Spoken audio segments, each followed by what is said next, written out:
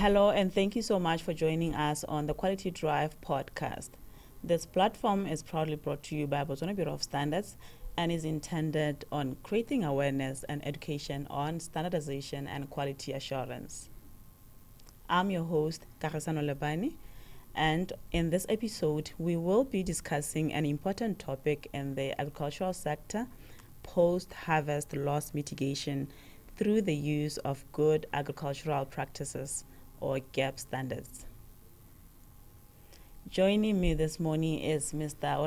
Moje, our expert from the Standards Department, who's here to help us unpack the standards for 𝐴𝐵 and exploring how 𝐴𝐵 standards support farmers and agribusinesses in improving food quality, enhancing food safety, and ensuring that more produce reaches consumers in good condition. Help me welcome Mr. Moje to the Quality Drive. Mr. Moje, how are you? I'm fine, thank you, ma'am. And thank you very much for having me in this program. Thank you so much for joining us. We are talking or discussing post-harvest loss mitigation through the use of 𝐴𝐵 standards.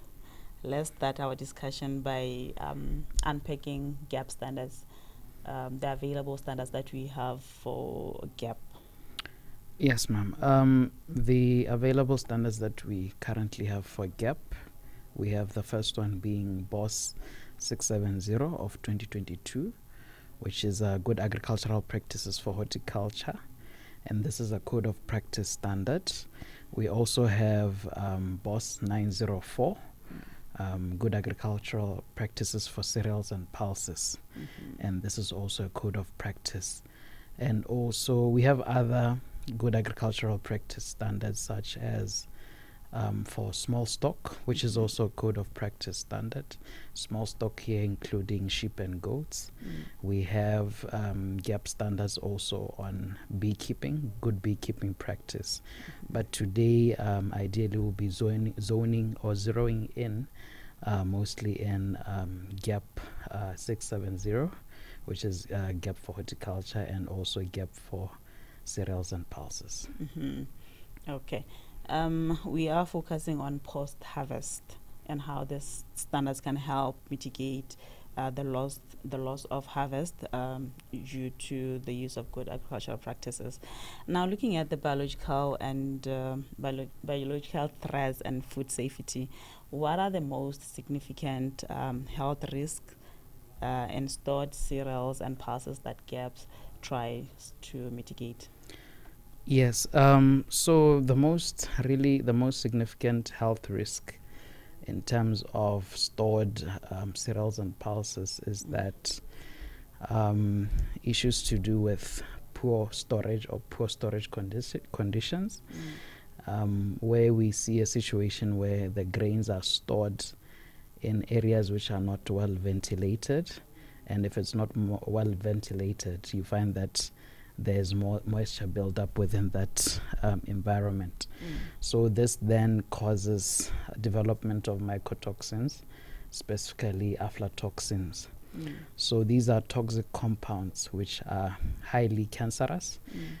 If care is not taken and are consumed, they may cause ill health to people by actually causing cancer. So these particular aflatoxins, they produce molds which are called aspergillus, and normally we may notice them by these dark spots within the grains as they are packaged, or probably as they are stored within the silos. So really the main important thing to try and preserve contamination from aflatoxins is to really try and improve our storage conditions by ensuring that our buildings are well ventilated. There's enough air circulation within the building, or within the pack house or the warehouse. And also it is very important to ensure that the grains are kept at a moisture, or the moisture content within the grains are at an acceptable level. For example, for sorghum grains, maybe the ideal moisture content there would be 12%. So it is important that we constantly check the moisture within the grains to ensure that the shelf life is extended. So that is the most important aspect in terms of really trying to mitigate issues to do with food safety in terms of cereals and pulses right there. Okay. Then for farmers or those who are in the agribusiness, are there any specifications when it comes to infrastructure in terms of how you're supposed to maybe construct or build your pack houses or your warehouses? And also maybe Hela, just to guide the farmers or the producers out there in terms of, you're talking about moisture content. Or is it advisable for them to have maybe testing equipment or of some sort for them to be able to or regularly check the moisture of their produce? Okay, so in terms of specifications, really, definitely there are specifications for construction of warehouses. I'm sure places like building controls, Department of Building Control would be able to assist in terms of the specifications that are required to build warehouses in terms of maybe the height of the building, how it should be constructed. So those really, I believe they should be there. But then also even in terms of how we store the grains, they should be stored on pallets, pallets which keep the grains above the ground, such that they do not absorb any moisture that may come from the ground. So really, that is basically what farmers can endeavor to look for.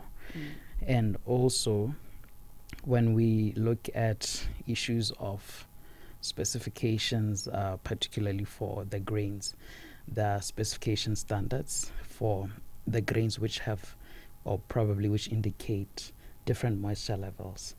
And it is highly advisable that, yes, farmers should have equipment that are able to test these moisture content from time to time, especially maybe before harvesting. We check the moisture content, or after harvesting, we check the moisture content before it actually is dispatched to the millers. So definitely they should have proper calibrated tools to be able to test for that moisture. Okay. Yes, ma'am. Now looking back to the contamination, you spoke about the microbial contamination. How does the standards, the good agricultural practices standards, address the issue of microbial contamination from animal waste? Okay, so in most cases you find that in our farms we use 𝐾𝐻 manure, probably just to try and improve the soil texture. So it is advisable that we use 𝐾𝐻 manure which is well composted. That is 𝐾𝐻 manure which is properly dried. It does not contain probably heat. It should be dry, completely dry. So in most cases you find that 𝐷AP standards would recommend that if we use compost, it should be stockpiled and maybe watered from time to time to ensure that the heat which could have been generated from the stockpiling is reduced from time to time. So that can be kept until the manure is dried. And this also helps to kill microorganisms that may actually be easily transferred to the crops. So it is important to treat the manure itself before it is transferred to the crops. So this really helps in terms of microbial contamination from the 𝐾𝐻 manure to the plant. So in that case, really, I think most importantly, it would really assist also the composition of the soil, such that even the texture, it is conducive for plant growth. Yes. Okay. A post-harvest, let's look at the chemical and environmental risks. What problem does the pre-harvest interval solve regarding the chemical use? Okay, so the issue of pre-harvest interval, Tatahela, it's similar to issues of withdrawal period, where we see farmers particularly horticulture farmers, where we try to control pests by use of chemicals or pesticides. So normally you find that some pesticides, we tend to use them maybe a few weeks before harvesting. So when we spray those chemicals, it is important that we observe what we call the withdrawal period. This is the period where the chemical that has been used is the period it takes for the chemical or the chemical to actually reduce or degrade from the crop. So then if it is reduced to lower levels, it would then be safe to harvest that particular crop, possibly after 2 weeks or 3 weeks. So withdrawal period is basically that window that really allows for the chemical to clear up on the crop, such that we don't have a situation where farmers, maybe after spraying, they immediately harvest, and we then have a problem where we probably consume chemicals right upon harvest. So this really tries to protect us as consumers, to ensure that we consume food which is safe and which has observed issues of pre-harvest interval quite well. Yes, ma'am. Okay. Usually with farming, there's issues of land degradation, kind of soil degradation. So how does 𝐏𝐻𝐒 mitigate the problem of land or soil degradation in cereal-heavy farming? Okay, so the issue of land degradation or soil degradation comes about from a situation where farmers plant the same type of crop year on year. For example, it could be maize. So a situation where we are planting maize year on year without actually changing the crop. So for example, if we plant maize crops every year, this basically makes the soil to degrade in terms of nutrients such as nitrogen. So 𝐏𝐻𝐒 actually encourages that we use crop rotation principles, whereby we're able to plant maize this year, and then the following year we're able to plant pulses, or maybe legumes. So because legumes contain nitrogen, so legumes would actually fixate the soil with nitrogen. So they introduce a bacteria called the nitrogen fixing bacteria, which would then encourage the soil to have nitrogen. And in this case, there won't be need to use chemical fertilizers like NPK to try and replace nitrogen. So this would really try and curb issues of using chemicals a lot. And also it helps to control pests, because we know that at least in that cycle, pests that often attack maize, for that particular year they won't survive. So you find that there's also an issue of pest control, and it really helps to improve the soil composition by ensuring that the nutrients are balanced and they're not stripped off from time to time. Okay, so all this you can get from the 𝐏𝐻𝐒 standards. It's included in the 𝐏𝐻𝐒 standards. Yes, ma'am. These are principles which are laid down in our 𝐏𝐻𝐒 standards. Yes. Okay. We are discussing post-harvest loss mitigation through the use of good agricultural practices, and these standards are available for sale here at Botswana Bureau of Standards. And now let's focus on the post-harvest and economic losses. As we know that when you are farming or you are in the business, the ultimate goal is to make profits. So now when we are looking at the post-harvest and economic losses, what physical quantity losses does 𝐏𝐻𝐒 try to reduce during the storage phase? Okay, so what 𝐏𝐻𝐒 does is that it targets losses which are caused by stored products, pests. For example, during storage we have pests which come about during storage. Mm. For example, weevils and grain borers, and even rodents. Yeah. So really, what we're trying to say, or what GAP is trying to really solve, is to encourage other means of packaging, maybe packaging using techniques such as hermetic sealing or hermetic storage, where basically it's airtight kind of packaging, where it does not encourage air within the packaging. So in that case, it really helps to trap out moisture which may develop as well.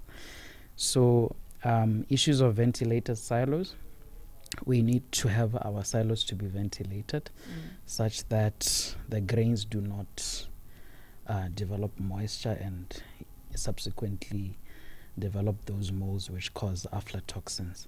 So it is important to have those ventilated silos such that there's proper air circulation within the silos. And then also, this would also help in preventing these weevils from eating, the grains, maybe eating down the germs, especially the borers, because they bore the grain and eat the germs. So this prevents, as they eat on the bore, it actually compromises the quality of the grain and eventually the weight as well of the harvest. So it is important really to try and adopt good preservation techniques to be able to prevent introduction of pests. Yes. Okay. Most of the time, if you are going to have a harvest that is not in good condition, you would not be able to sell it to customers. You will experience what you call market rejection. So how does GAP resolve market rejection for small-scale farmers? Okay. So ideally, GAP really tries to resolve these issues by improving the manner in which we do our farming. So it helps us to adopt principles of good agricultural practices. And you find that many a times in the market requires quality products. So what then happens is that you find that the retail stores may require issues of traceability to find out if you have traceability records in place, and also to find out issues on itsabo withdrawal period. Do you have records in place to show that this is the day that you sprayed your crops and this is the time that you actually harvested? So they need to have those records to actually see that indeed you are following due process and due diligence.